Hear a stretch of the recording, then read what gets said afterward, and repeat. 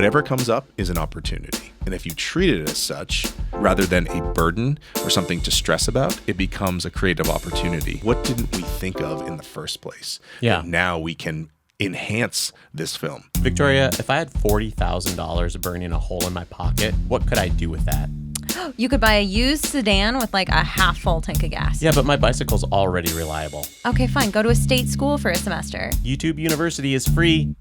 Well, if you want to support the arts, you could always greenlight a feature indie film. Sold. Welcome to Indie Film Podcast. I'm Victoria. And I'm Chuck. This week we're talking about a $40,000 budget feature film and the pre-production aspects around that. With us, we have Jack Judson. He's a writer-director, and you just recently wrote Pineapple Promise. You are in pre-production right now. And let's start with the question that all of our listeners have, which is, how did you raise $40,000 for your script, for your film? Great question. And the honest answer is we didn't. We raised $32,000 for our film, but we had $10,000 in contingency. Okay. And we can circle back to that later. But what we did, and in full disclosure, my producer is also the co-host of the show and sound designer, the other co-host of the show. Yes. So we are all part of this production together. But what Victoria and I decided to do through much deliberation and talking is use the funding platform Seed&Spark. Okay. And we created a brilliant and beautiful campaign. All credit goes to Victoria for that. And honestly, we targeted my close network, and Victoria was kind enough to also target her network. And I would say the specifics of asking your friends and family to give to a project, I would say, and obviously there's an exception to every rule, is you only get one. Yeah.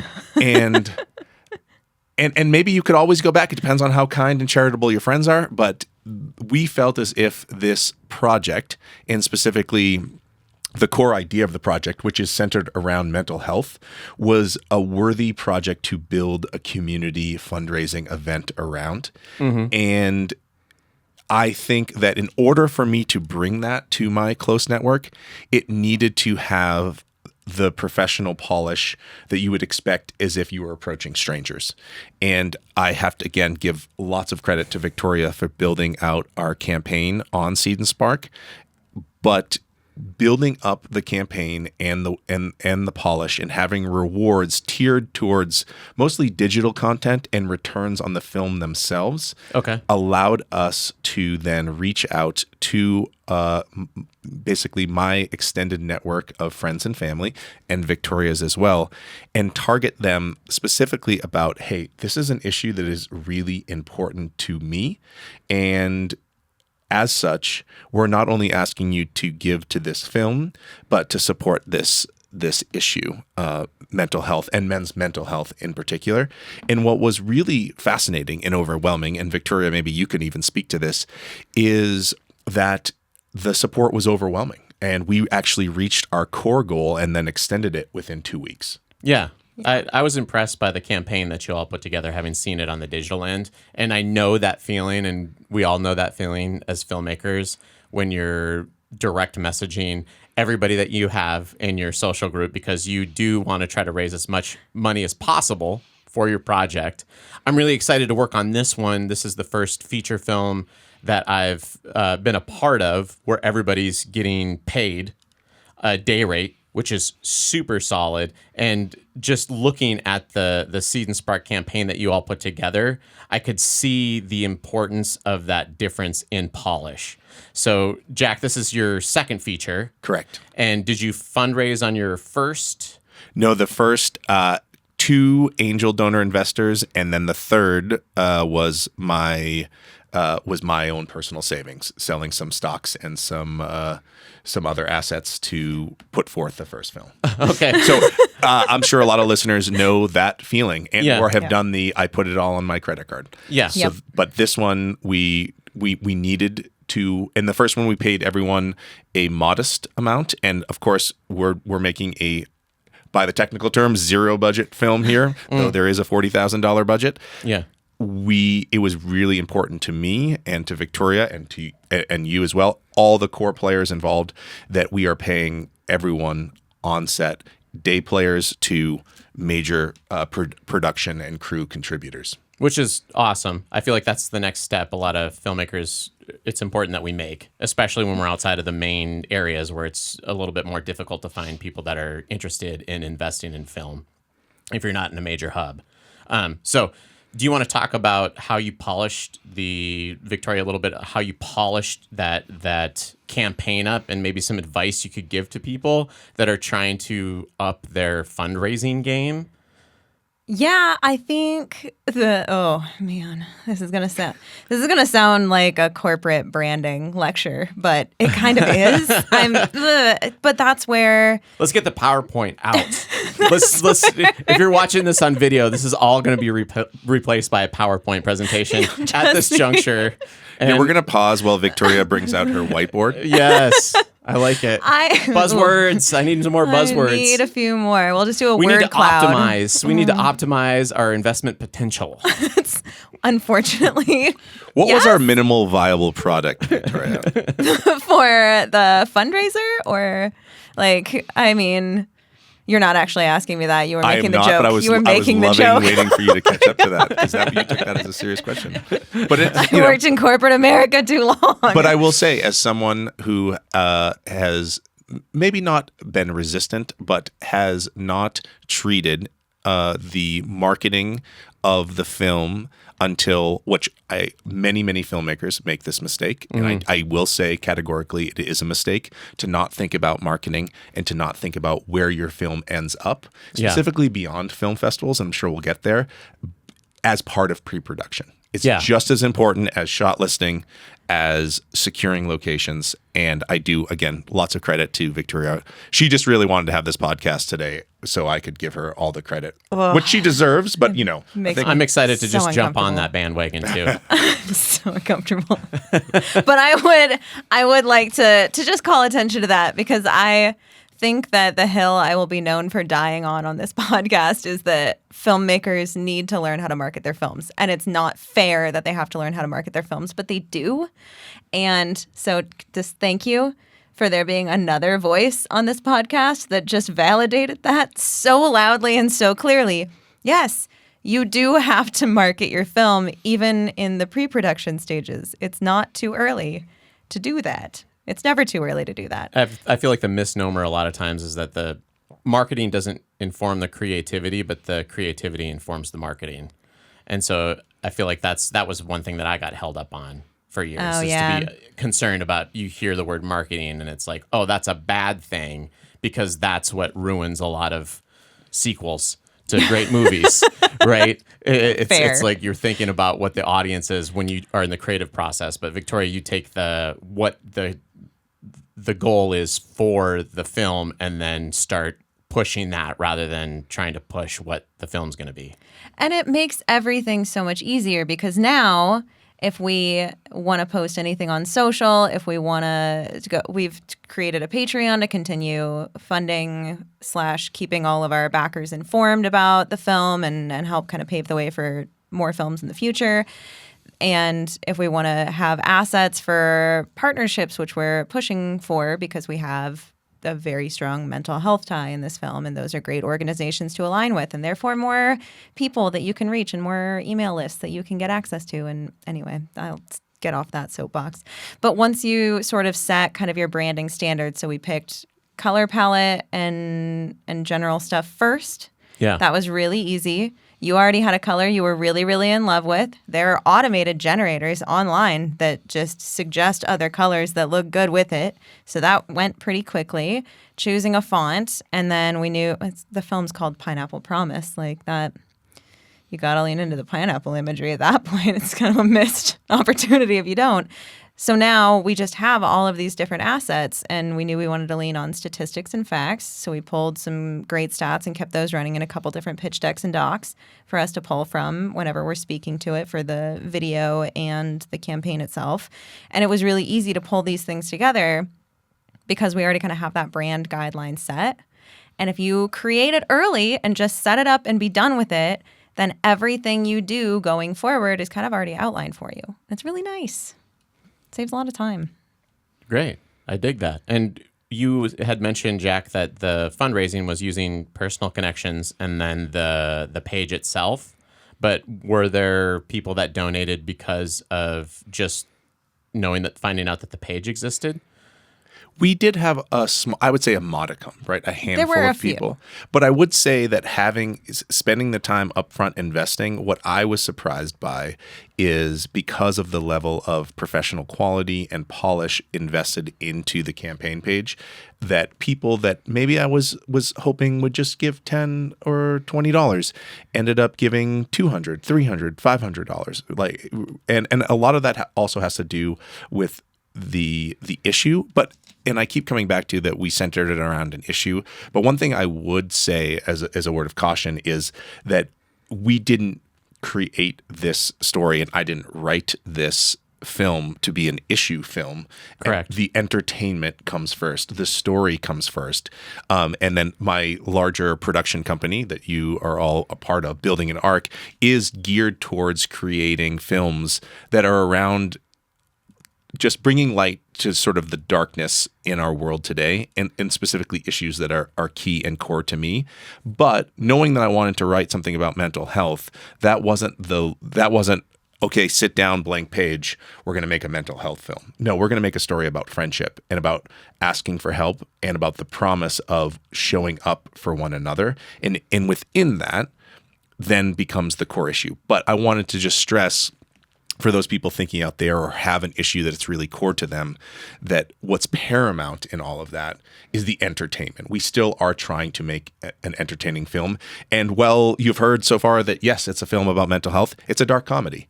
And, a good apples to apples would be something like Little Miss Sunshine, though it's 20 plus years older now. No one says, if you ask, that's a story about mental health, about capitalism, about family drama and connection, about mourning the loss of loved ones. But at its heart, it's about a family that's trying to get a girl to a dance recital and the craziness that ensues. So all this to say that the story, and knowing that we're trying to make something that is entertaining, that people will walk out of feeling that they were entertained and had a good time and hopefully laugh, unless our attempt at comedy goes down in a flaming inferno. Comedy is a risk every time. Comedy is a risk. A comedy about mental health. Who wants to invest? Well, I like your point about making sure that the story does come first, and having a story and having those elements inform it. Kind of to go back to the fundraising real quick, though, before we move on to the other pre-production aspect. And I want to point out to our listeners right now, we're recording this before we go. We're going to be shooting in basically 10 days. We're going to start shooting, and we're recording this episode in July. And we're going to record as soon as you get back, or as soon as we're all done filming, we're going to come back and record. So they're not going to miss a beat. Their listeners aren't going to miss a beat. It's going to be week one pre-production. Week 2, we're going to share all of the successes and horror stories. So you're saying the optimistic, hopeful, happy people right now. Yes. Next week might be different. Yeah. So it'll be fun to see how quick, because we're going to fast forward a little grayer, eyes a little droopier. It'll be like closer to a month in that week time span. But before we get into the pre-production, do you want to talk about anything that you would have done differently on the fundraising process that's going to inform the next time that you fundraise, so that you can share some of those mistakes with our listeners? Absolutely. So we chose Seed&Spark, and we were thrilled with using their platform for our campaign and would highly recommend it. The one of the huge pros is that they only take the credit card fees. They don't take an additional amount of money, say like a Kickstarter, where they're taking a percentage.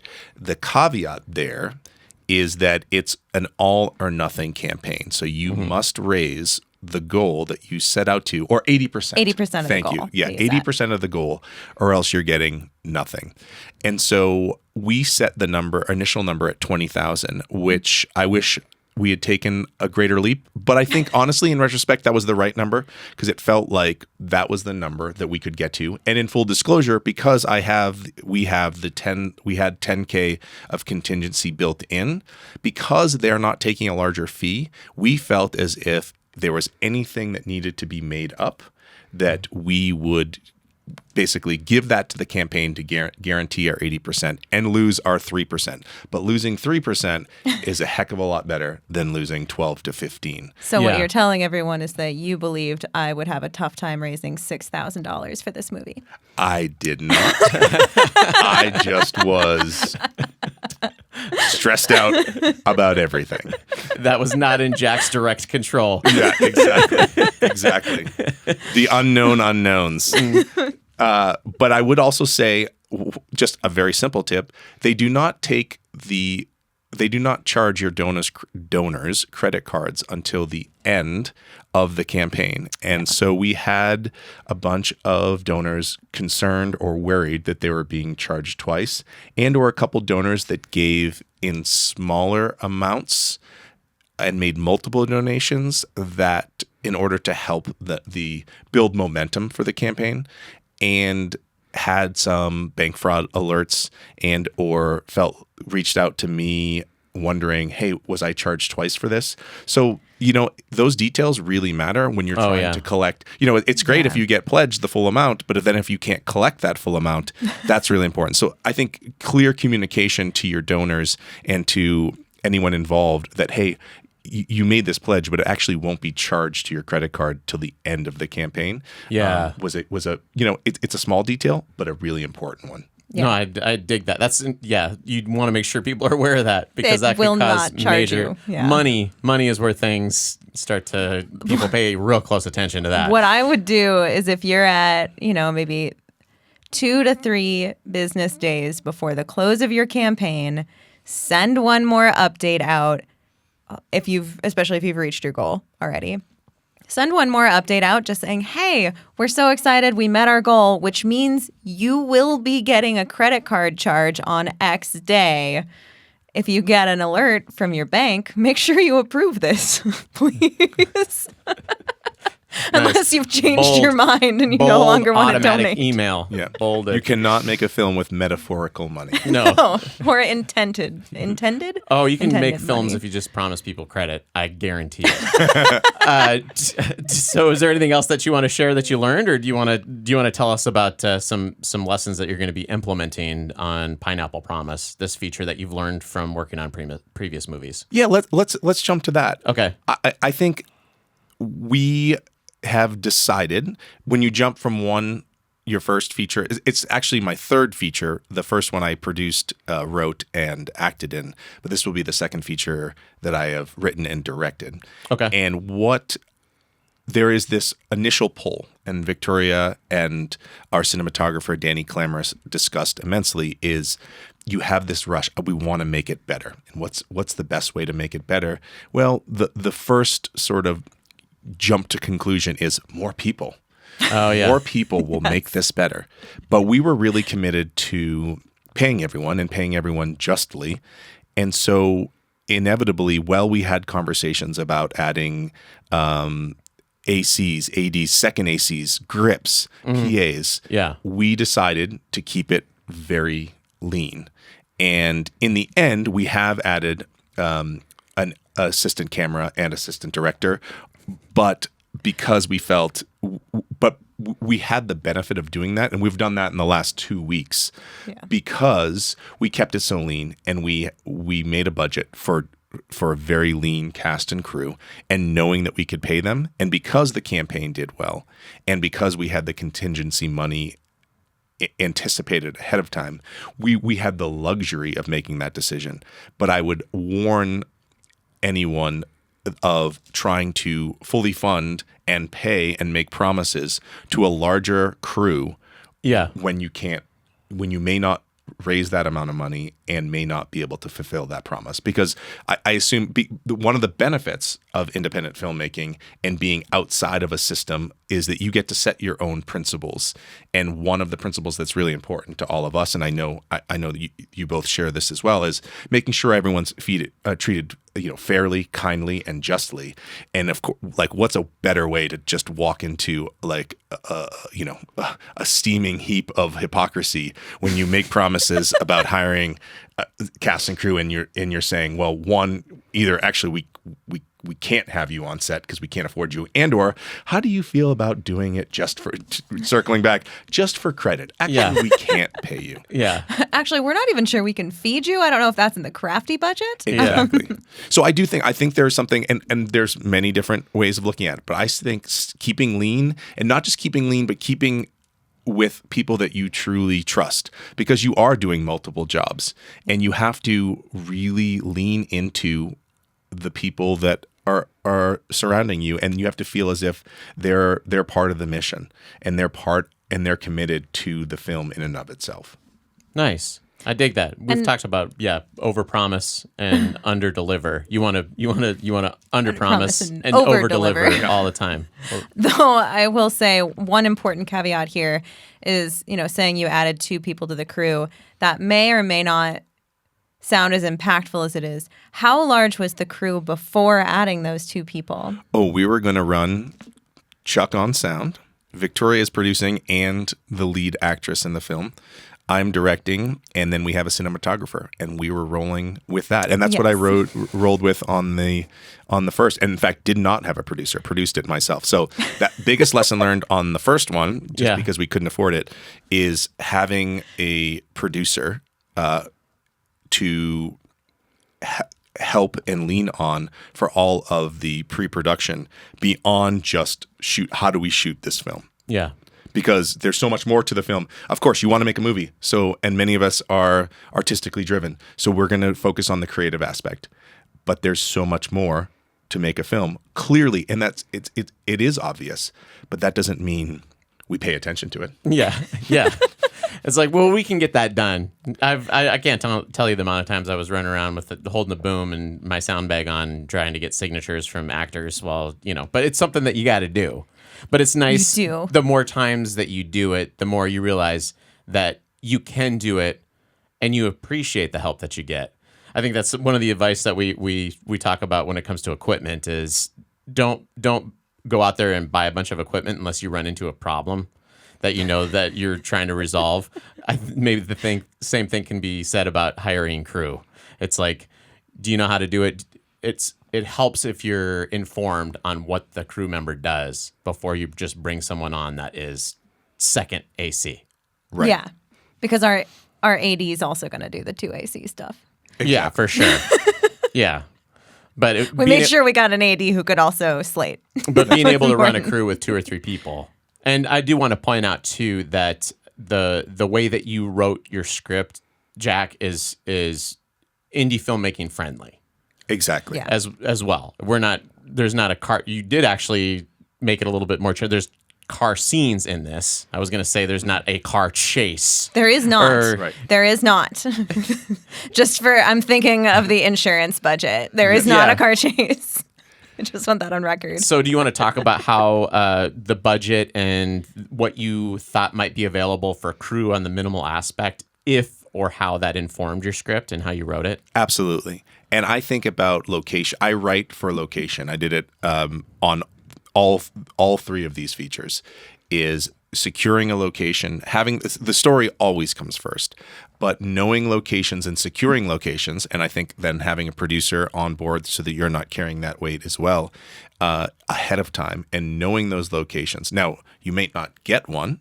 And that's some of the unknowns. And when you're on an indie budget, just jumping forward, those are any one of these locations in the next 2 weeks of our shoot could, because we have all of them in kind except for one, and the one that we're paying for gave us a very generous rate. Yeah. But as such, we don't have any contracts with these locations, and so at any given point, we might be having to adapt. But circling back to the original question, I write around specific locations and thinking about what we can achieve based off of that location.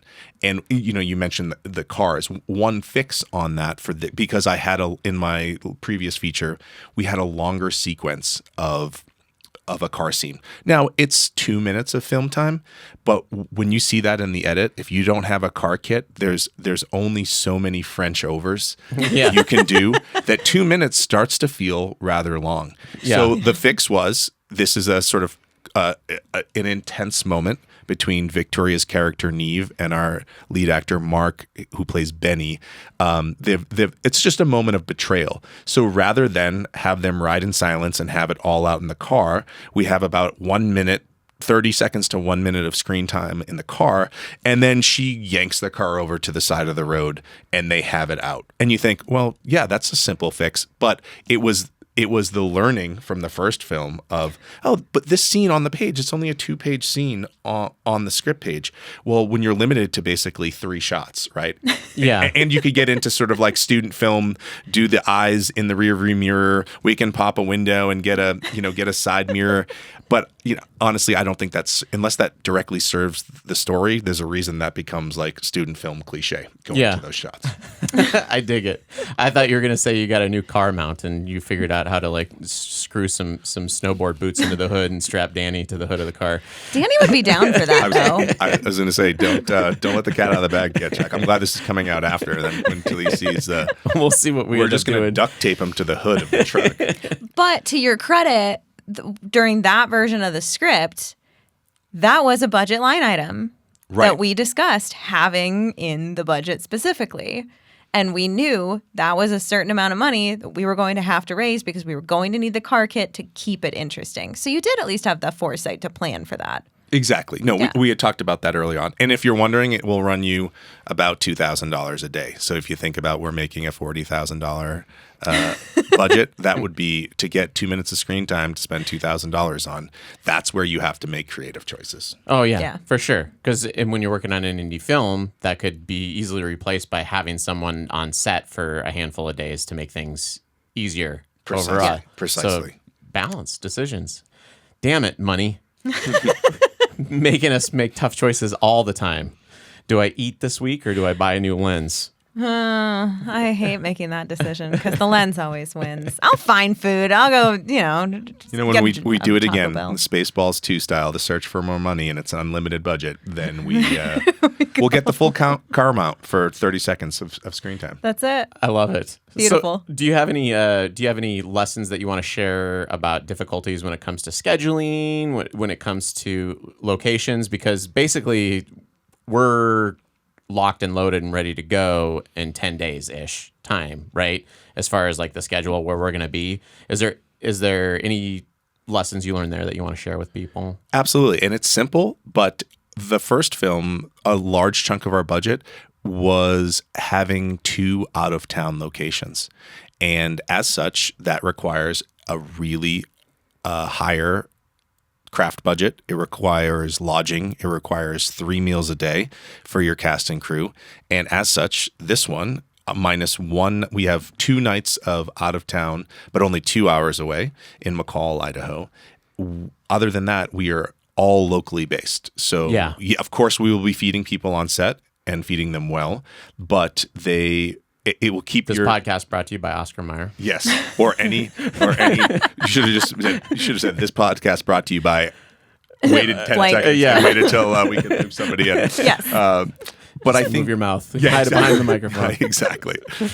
But I think so. That was a big target. What was writing this one completely locally, and I think it also there's a mental health component to that, which is your cast and crew wake up in their beds every morning and get to go home and see their families, their partners, their significant others, and or just get to decompress in their own homes. Yeah. And I think specifically when you're trying to create a feature on a no budget indie film level, taking care and taking the foresight of it's not just money, but it's also, this is a film about mental health. You think about, well, what does it do if you're asking a crew to go away and leave their families for a week and be living in cramped quarters? Now we're going to do that for 2 nights, but that's justifiable in my mind as opposed to asking people to do that for 2 weeks. Yeah, makes sense. For some things, it is unavoidable. That's just, if you're going to be shooting on location somewhere, you're doing a horror movie in the woods and you need to be in a cabin in the woods and it's not feasible to drive up there every day. Sometimes that will have to happen on films, but to your point, keeping that in mind and what you're asking of people and maybe offering them, like, is there a way to add in extra days off, or is there a way to, surprise people with above and beyond crafty 1 or 2 nights, or can we give people extra time for video calls with family, or, just finding different ways to make up for hey, this is going to be stressful and this is a drain on your mental health while we're asking you to give your all. So I think that's really cool to consider that. I like that. Absolutely. Well said. Yeah. Do you have any unknown unknowns? Well, I think or known unknowns. You wouldn't know what the unknown unknowns are. We will next week. We will. Yeah, we're going to update you in 7 days. Too. Yeah. The great question. I think I'll loop back to locations, right? Okay. So because we have all of these in-kind locations, any one of them, we have no hard contract. So at any point in time, we might have to consider how do we adapt and rewrite the scene on the fly for a new location. And it may be, how do we make an exterior and interior, or how do we make a yoga studio into an office, or a gym into a park? Yeah. But I think you can stress about that, or you can think about whatever comes up. And this is how I approach the level of unknowns in independent filmmaking, is that whatever comes up is an opportunity. And if you treat it as such, then there is, all of a sudden it becomes rather than a burden or something to stress about, it becomes a creative opportunity to say, okay, we lost this location. Everything's ruined. The film is over. No. How can we how is this an opportunity to make the film better? What didn't we think of in the first place? Yeah. And now we can enhance this film. How can we use that scenario to create more higher stakes, more drama, more comedy, because we're being honest about the problem or the frustration that's been put right in front of us. Or just throw the entire script out the window, knock over the fourth wall, and lean real heavy into whatever obstacle. We just go down the barrel, Yeah, and it becomes a meta film about making. You can always do that. That's always an option. To be fair, Mark is hilarious. He could get away with that too. It still wouldn't even be bad. Just the middle of the second act, we break the fourth wall. That's it. If you've never seen Mark Ewan's act, you should Google him right now. Well, hopefully you'll watch this film. And I guess you'll see it eventually. So actually, I think one of our listeners mentioned doing that specifically, that when he was shooting a movie, he went through and marked every single scene where it was in somebody else's control whether or not they'd be at that location, and he wrote 2 alternate scenes to replace them with. Yes. So going in, he already had them written and he was ready to go, and he did end up needing one of them. Interesting. I know. Yeah. I was like, I don't know if that's like pessimism at its finest, but I don't think you need to. But that was somebody who was very, very well prepared, ready to rock. You have some actors that are pretty strong at improvisation, though, too. So. And I think in dealing with those unknowns, sort of to put some finality on it, it comes down to trust. And when you're making a no budget independent film, you have to not just respect the people you work with, but you have to trust them. And that's what makes my job as a director on this film really easy, and honestly, just, lack of a better word, awesome. Because I'm working with people that I both respect, trust, and happen to also enjoy their company. Except for this guy. I was just going to say, that check I wrote you last week, it was post-dated, but I need you to post-date another 2 weeks further. Company excluded. That's awesome. No, I'm excited to go into the shoot on this, and I'm excited to share next week how it all goes. We're going to be doing 12. Is it 12 days of shooting? 12 days. Yeah. 12. Oh, no, it's 12 now. It's 12 You're right. now. It's 12 now. Over 14 days. 12 days of shooting over 14 days. One location outside of Boise. The rest is going to be just basically in the Treasure Valley. And we have cast, crew, all locations locked down, quote unquote. And things are ready to roll. Excited to report back on how all of this goes in real time, basically. What's the worst that could happen? Yeah. Hey, I've got a film named that. Yeah. Okay. Spoiler alert. A lot. If you don't hear from us next week, then something went very awry. And I'm and that whole trust speech was just a little preemptive. Very misplaced. I want to prime this with, when we come back, take 2, truck in Victoria opening with what went well and what what went wrong. I'd be interested to have their leading perspectives. Okay, yeah. We're going to criticize Jack. And I'll just sit in the middle 30 and minutes. Take Yeah. I can get a little button on your microphone to just mute it. It's pretty easy. earmuff style. I can't even hear. I just have Yeah. to listen and then I have to respond. Yeah, exactly. Can we bring in the whole cast and crew for that? Just get feedback Oh, it was from like everyone. an old school Tonight Show. Yeah, just like a post-mortem. Friars roast. Exactly. There it is. All right, so we'll be back in a week. If you've made it this far, please like and subscribe or do whatever the thing is that you need to do. Please share with people as well, because we're obviously have a podcast and we make films, so we're all desperate for attention. But is there anything else that we should add before we succinctly say farewell, Victoria, or are we good? I had something, but it's gone now. All right, well, we'll Thanks tell for you, having me. We'll tell you. Thanks for joining us, Jack, and we'll tell you what Victoria was thinking of next week. There All we right. go. Succinctly say farewell. Bye. Bye. See ya.